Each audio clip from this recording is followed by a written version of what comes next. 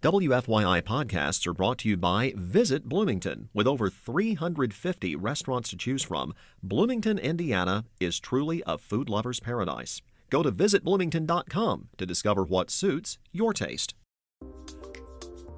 This is WFYI News Now. It's February 5th, and I'm Abriana Herron.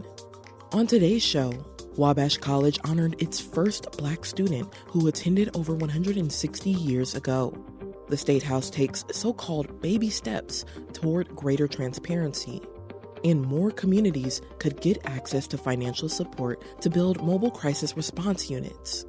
We needed to evaluate how we treat and how we proactively help individuals who are at risk in our community. So we launched the Noble Act program. Those stories coming up.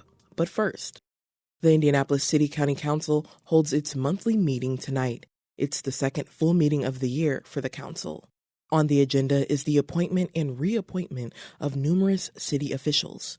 Final approval is expected for a proposal to enlarge the Irvington Plaza TIF district and another to update the fatal crash review process. Wabash College honored its first black student who attended over 160 years ago during an event this weekend. John R. Blackburn's identity was recently discovered. He was admitted to Wabash in 1857, but after only 2 weeks of class, the administration asked him to leave due to several racial disturbances on campus. For over a century, Wabash would continue to tell the story of the first African-American student at the school, saying his leave was voluntary and his name could not be found. Tim Lake is a professor at Wabash. He spent over 15 years trying to find Blackburn's identity. And now we can engage in narrative justice and filling in the gap and calling his name. More than 20 of Blackburn's descendants were invited to the school for the celebration. Christina Smith is one of them. She says it's a blessing her family learned the truth about Blackburn's experience at Wabash. Being a descendant of slaves, it is extremely difficult to know our historical roots. A lot of documents were deleted, and I think John Blackburn is an example of that. It took 16 years to find out that he actually attended Wabash.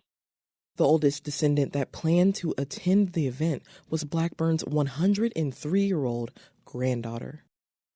The Senate overwhelmingly approved a bill last Thursday, in the words of one Republican, takes baby steps toward providing greater transparency at the Indiana Economic Development Corporation. The legislation adds 2 members of the General Assembly to the IEDC board as non-voting members, and it requires the agency to notify local communities before purchasing at least 100 acres of land. That's key to a major reason for the bill: growing concern over the IEDC's economic development strategy in central Indiana. The agency has bought hundreds of acres to develop its LEAP district and had planned to potentially move water from Tippecanoe County to supply it. Republican Senator Spencer Deary represents Tippecanoe County and calls the bill an important first step. He says economic development is vital and the IEDC has been given a lot of tools and money. But with large funding and great powers come great responsibilities and greater expectations for transparency and accountability.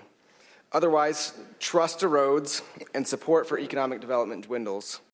Some Democrats objected to the bill because the legislative appointments to the IEDC board will be made solely by Republicans. And for our final story today, more communities could have access to financial support to build mobile crisis response units or teams under a proposed pilot program.